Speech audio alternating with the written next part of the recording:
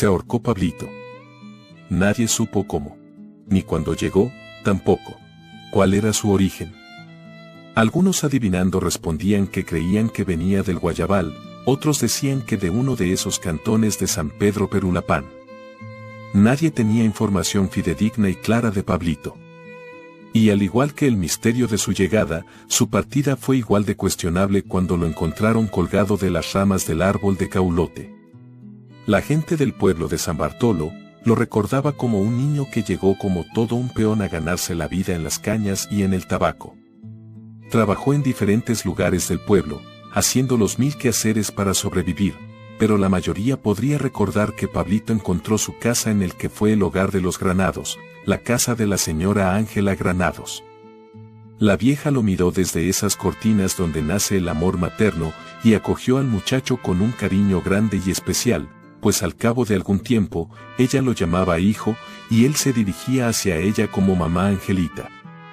Sufrió junto al muchacho todos esos embates que la vida nos lanza para hacernos crecer a esa edad. Desde el capricho insolente de la multiplicación de la testosterona y todos sus vicios, al letargo complaciente y sublime de la misma, el fantasma azul de los amoríos. A sus 17, había desarrollado un cuerpo el cual gustaba exhibir sus pectorales quitándose la camisa cuando aporreaba el frijol seco. Con 1,65 metros de altura, no era el más galante del pueblo, pero sí lo suficientemente fornido para llamar la atención del sexo opuesto. Mirada diáfana y una sonrisa cohibida que la disimulaba con el brillar de un diente de oro que se había mandado hacer poner, gracias a un sueldo no de peón, pero sí a las consideraciones por ser el protegido de la señora Ángela Granados. Había algunas muchachas que lo miraban como un potencial macho, pero en las cosas del amor, las cosas son más complejas que un laberinto de espejos resplandecientes. Las cosas se le complicaron desde el día que la vio aparecer por la entrada de San Bartolo. Venía con su bulto de libros, luciendo su colorido uniforme escolar. Entre las mechas de su cabello castaño se le desprendían unas gotas de sudor, producto de un horno subtropical que elevaba sus grados al alcanzar las 12 del mediodía. Tenía unos ojos oscuros simétricamente almendrados, nariz puntiaguda de mediano porte, y unos labios naturales que parecían habían sido embarrados de pulpa de carmín. Meneaba su falda escolar con un ritmo pensativo y sensualmente delicado, y su mirada erguida daba la sensación de que todo lo demás a su alrededor pasaba totalmente desapercibido. Pablito quedó hipnotizado con el vaivén de su falda, como si fuese un péndulo, y antes de que el pito de la fábrica del café listo anunciara las 12, él ya había exclamado: «Si no has de ser mía, prefiero la muerte». Dora Elizabeth era la hija de la prestigiosa enfermera del pueblo. Profesión que la ponía en un círculo social más elevado, de los múltiples niveles sociales de nuestros pobres pueblos. En realidad, en un poblado como San Bartolo, las familias pudientes se podían contar con los dedos de una mano, el resto vivía en el espejismo de la vanagloria que un empleo podría ofrecer, así que, ser enfermera, o hija de la enfermera, permitía elevarse en esa sensación falsa que solamente puede empujar y fortalecer las miserias de nuestra vanidad. Pablito, a pesar de ser el protegido por esta mujer que poseía ese apellido de prestigio en el pueblo, todo el mundo lo identificaba como a un peón más. Cuando Dora Elizabeth escuchó la expresión de Pablito, ésta lo miró con una luz lastimosa y dibujó una sonrisa irónica. Tomó la costumbre de esperar a la muchacha en el mismo lugar. Desde aquel día procuraba terminar lo más pronto posible su faena, ir a darse una apresurada ducha y salía con ropa limpia y fresca, y hasta frotaba sus axilas con los cogollos de los guayabos, para que desapareciera el tufo del sudor del peón. La primera semana que la niña Angelita observó aquella rutina desconocida de Pablito, la vieja había intuido que se trataba de algún embrujo de faldas. «Mira, Pablito, tené mucho cuidado con que te den agua de calzón. Te van a joder cipote», le dijo en aquella ocasión. Pablito vivía aquella sensación desconocida con la magia que solamente la edad de 17 años nos puede brindar. El sacrificio de largas faenas de trabajo se mitigaba bajo el hechizo del rostro angelical y la ansiosa espera de lo que podría llegar a ser la sensación de un primer beso. El mundo cambió de color, su vestimenta resplandecía a los compás de sus ojos seductores y soñadores. Vivía pensando en el piropo que debería de exclamar para la mujer que llenaba todos esos vacíos que la vida le había erosionado. Todas aquellas frases le parecían tan poca cosa para la majestuosidad que tenía frente a sus ojos y, un buen día le obsequió una rosa que arrancó de algún jardín, una hermosa rosa para mi diosa. Le dijo. La rosa cayó sobre la calle empedrada, pues Dora Elizabeth hizo un ademán de tomarla, pero la dejó caer sin ningún disimulo. Pablito la recogió y apretó con tanta fuerza su tallo, que se insertó las espinas causándole un breve sangrado, pero sin sentir dolor. En aquel momento el dolor no era físico, era un dolor masoquista que solamente lo sentía en el alma y que solamente un enamorado es capaz de sobrellevar sin ni siquiera intentar entenderlo. Semanas después, no había podido ni siquiera conseguir un hola de la muchacha. Fue por aquellos días que para la cena la viejita Angelita le reprochaba su estado de ánimo. Puchica, Pablito. Tantas mujeres que te avientan los calzones, y vos muriéndote por esa chelona que a lo mejor se los está dando a cualquier terengo. Le decía. Pablito intentaba cambiar el semblante, pero adentro, muy adentro de su ser, aquellas palabras le herían grandemente. No podía imaginar a aquellos ojos café, correspondiendo la mirada de otro hombre que no fuera él. Aceptó que la conquista no iba a ser de nada fácil y desde entonces comenzó a buscar el consejo de sus amigos mayores, los cuales vinieron con las ideas más ilusas, como también las más descabelladas. Siguiendo los consejos de sus amigos, se adentró en el mundo oscuro e insólito de las brujas de Cojutepeque. Por aquellos días, el jornal que libraba a cada quincena, su destino final eran las pócimas de baños de rosas y laureles poseídos, los cuales atraerían a ese amor deseado. Nada parecía atraer a Dora Elizabeth a los brazos fuertes e inquietos de Pablito. El único consejo que le dio resultado fue la emoción de conllevar un asalto sorpresivo y robarle un beso a Dora Elizabeth. Después de semanas de sentirse acechada, Dora Elizabeth había cambiado la rutina de su camino. Ahora se adentraba al pueblo por la calle principal y se desviaba por el callejón de la Oscurana, el cual siempre se mantenía fresco y sumergido entre fétidos charcos donde los cuches hacían su siesta. Aquel lugar era el espacio ideal para los encuentros furtivos y donde las caricias efímeras tenían comienzo y final en segundos de descuido en pueblo como San Bartolo, que se alumbraba con tímidas velas, o con candiles que dejaban su espeso humo y el olor penetrante del carburo. Aquel no era el caso de Dora Elizabeth. Ella caminaba a aquel lugar casi entrando a la hora del mediodía, pero el callejón era muy estrecho y con algunos espacios baldíos, se prestaba para la sorpresa, aún en horas de claro estío. Pablito había confiado en los consejos de su amigo y vecino, Luis Carpio. Fue su amigo y vecino quien le había enseñado a leer y quien le había provisto todos los versos de Don Juan Tenorio y la poesía lírica de Garcilaso. Pablito se memorizó revés y derecho ambos panfletos y por aquellos días ya los había declamado a la mujer que le tenía cautivado su corazón, pero sin lograr ningún efecto. Las pócimas y los baños de rosas y laureles tampoco habían funcionado, y lo más simple y sin más espera, era planear el asalto y robarle un beso. Cuando Dora Elizabeth apareció por el callejón de la Oscurana, Pablito la espiaba a través de los arbustos de mora y la maleza quieta del epazote. De repente pensó que el traqueteo hirviente de su corazón lo delataría, pues escuchaba el palpitar desenfrenado que le causaba la sola idea de sentir los labios de la mujer de su vida. Fue tanto aquel torrente de adrenalina, que el pito del café listo anunciando las 12 pasó totalmente desapercibido. Llegó el momento, y sin pensarlo más, se lanzó frente a la muchacha a la cual, debido a su reacción sorpresiva, apenas logró rozar con sus labios su mejilla derecha. Ella lo habría empujado y Pablito se había deslizado, cayendo e interrumpiendo la siesta de los cuches. «Eres un marrano», le dijo. Y en verdad parecía uno, pues había quedado embarrado de fango abrazando a un cerdo, y desde donde se podía ver el brillante diente de oro cuando hacía una mueca de sonrisa. A pesar de que el olor a lodo era penetrante, su sentido del olfato tan solo procesaba el olor natural del sudor de la muchacha. El fuego de su aliento cuando lo llamaba marrano, lo procesaba como si fuese un disco de vinil con el microsurco rayado. Le pareció que era brisa de un guayabal mezclada con la dulzura de las cañas. Había valido la pena, le había besado la piel. Y así como un día apareció en su vida, de repente desapareció también. Por aquellos días deseaba que alguien llegara a reclamarle su bajo proceder y así tener la oportunidad en conocer a su familia y quizá conocer su nombre. Nadie apareció. Por meses la había llamado con diferentes adjetivos y múltiples títulos, pero nunca se preocupó por su nombre.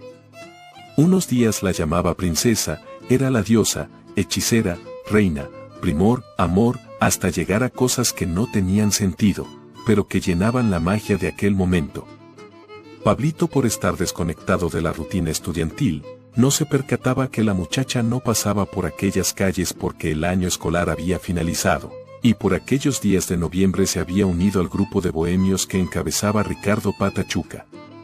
Junto al grupo, vivió algunos días ahogando la pena con la euforia falsa que le daba el etílico, y junto a ellos cantaba su dolor y recitaba aquel poema romántico de Martin Gallas, el cual en una algarabía cerca del Tamarindo, aplaudían con enorme y entusiasta júbilo.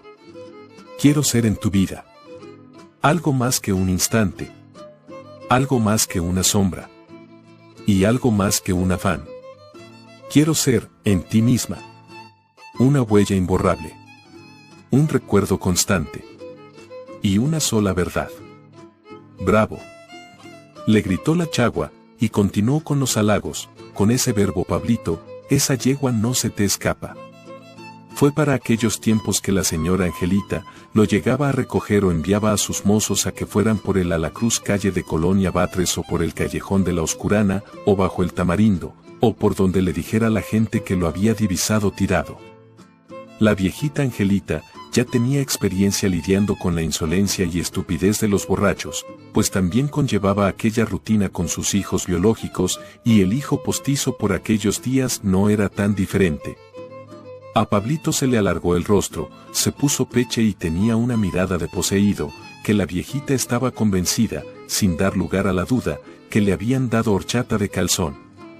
Un buen día, unió sus esfuerzos junto a sus mozos y lograron llevar a Pablito a una afamada bruja en un pueblo lejano llamado Panchimalco, donde sería exorcizado de todos los hechizos que la chelona, como le llamaba la señora Angelita, había dejado caer en el corazón y alma del muchacho. Eran las mismas pócimas, baños de rosas y laureles, y el murmurar del canto de la bruja no tenía mucha diferencia del murmurar de las brujas de Cojutepeque. El viaje de todo un día hizo más impacto que todo lo que las brujas pudieron haber hecho, pues por lo menos por ese día no había consumido alcohol. Regresó a San Bartolo con una mirada más viva, pero en la profundidad de sus ojos oscuros se reflejaba la quietud de la melancolía. El día que Dora Elizabeth volvía a aparecer, Pablito le había señalado a su amigo el tigre quién era la mujer que se había posesionado de su corazón, y éste se levantaba para intervenirla, pero el tigre lo tomó de la mano y le dijo: «Déjala, hoy sos vos quien la va a ignorar». Pablito no entendía el propósito de su amigo, mucho menos entendía qué significaba aquello de ignorarla, pero guardó la compostura y escuchó lo que el tigre le aconsejaba. «Mira, yo sé quién es esa cipota, pero por el momento ignórala, haceme caso y verás que yo te ayudo para que tengas un chance», le dijo. Aquella tarde desahogó su pesar con los versos líricos y el requinto acústico de las canciones de Julio Jaramillo, y su amigo el tigre le aconsejaba en llevarle serenata, y aquella noche se fueron a convencer al bardo del pueblo, para que le hiciera el volado de ir a cantarle a su bien amada. Manuel González se apuntaba a cualquier faena donde hubiera una buena chicha o un buen espíritu de caña. Salieron los tres a eso de las 7 de la noche, y atravesaron los montes y cafetales haciendo ruido con la guitarra, hasta llegar a esta calle que por esos tiempos la gente del pueblo la comenzaron a identificar como la Colonia Rivera. Se apostaron como niños inquietos frente a la casa de la muchacha, y sin más ni más, la guitarra interrumpió el trino de los talapos y una romántica canción inundó el silencio bartoleño. Pasaron una media hora en aquella faena de bohemios inspirados. Gente de casas vecinas salieron a ver al trío que cantaba canciones de desdenes y de amores contrariados, y unos a la distancia aplaudían las canciones y les hacían la cuarta voz, que por momentos tenían un efecto estereofónico. Todo parecía ir bien, o por lo menos sin ningún incidente, hasta que de repente vieron venir a la madre de Dora Elizabeth, con 2 contenedores que por la oscuridad no lograron identificar. Eran 2 basinicas, con los orines rancios del día anterior y que vieron sorprendidos caer por sobre ellos. Vayan a cantar esas sus babosadas a San Pedro, o del pueblo que sean, babosos malvivientes. Les dijo la señora. Por aquellos días, después de la experiencia de los orines rancios, Dora Elizabeth se disculpó con su amigo el tigre. Dadas las circunstancias, esto propició un enlace para que por lo menos la muchacha abriera una brecha en la comunicación con Pablito. Lo hacía más que todo por lástima, por lo que el muchacho tuvo que pasar, y por toda esa magia melancólica que el tigre le había destapado a Dora Elizabeth. En aquel mes de diciembre, Pablito miraba como el horizonte alumbraba una ilusión con una luz menos difusa y con la frescura de la esperanza. El diciembre bartoleño pintaba alegre, con sus brisas de cafetales acompañaba a todas las nostalgias de las canciones de Navidad, y la euforia era todo un idilio desde los primeros días del mes. La señora Otilia Rivera, mejor conocida como Niña Tila, conllevaba los ensayos de la pastorela con su chilillo disciplinario que regularmente era de mirra, para no perder la tradición y el olor de la época. Era la única razón que la madre de Dora Elizabeth permitía que su hermosa hija fuera parte del elenco de este año, pues con la niña Tila, todo debería andar con un respeto pulcro. Fue la señora la que advirtió la presencia de Pablito a los ensayos, y fue ella la que le dio una advertencia al muchacho: si querés mirar a la cipota, mírala desde este zancudo sentadito, si te mueves o haces algo indebido, te juro te zampo un chilillazo. Le dijo con el índice amenazante y con el cual le señalaba el chilillo. Nadie en San Bartolo nunca le protestó su proceder disciplinario, ella era la máxima autoridad para impartir orden y respeto. Con el tiempo, la señora Otilia se había ganado el derecho de castigar a todos los niños del pueblo, era como una segunda madre para todos, y Pablito tenía bien presente aquella condición. Descuidando sus faenas diarias, se iba a eso de las 4 de la tarde a ver los ensayos de la pastorela y gozaba cada segundo cuando la mujer de su vida pasaba a recitar la corta copla en lo que era la adoración del nacimiento. Las veces que no fue acompañada por su madre, Pablito aprovechaba para llevarle alguna bebida o alguna de esas fritangas que se comenzaron a vender a la entrada principal de San Bartolo. Dora Elizabeth las aceptaba sin mostrar mucho entusiasmo y sí, para llevar ese espíritu de la cordialidad.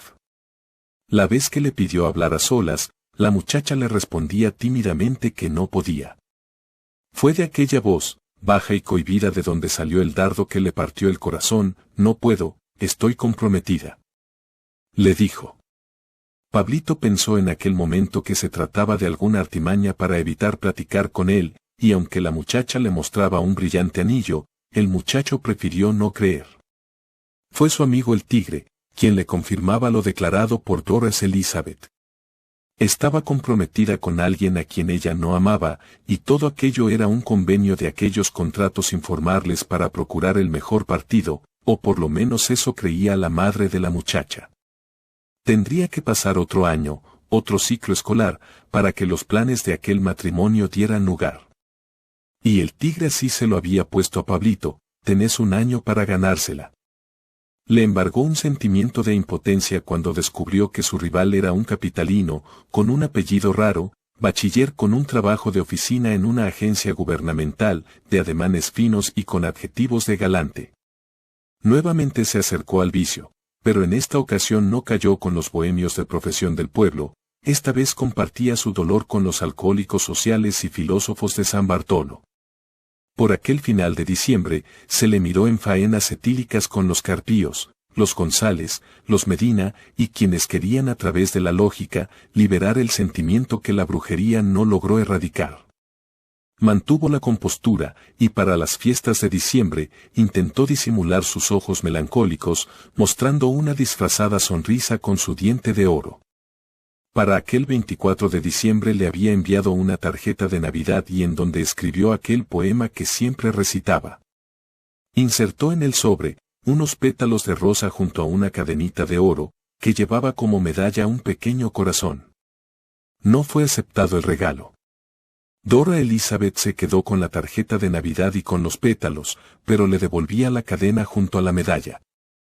Y mientras Pablito vivía aquellas horas errantes en espera de un nuevo año, San Bartolo se vestía de fiesta, donde el olor de la chicha y el espíritu de caña se mezclaban con el olor de los charcos y la humareda de los escandalosos cohetes.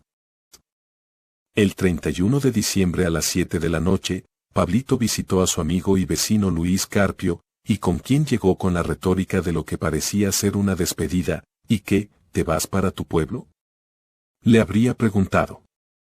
Pablito, entre palabras ambiguas, intentaba llenar aquella pregunta y dio unas respuestas que sonaron a pupilo de filosofía. Me voy, ¿y qué importa para dónde?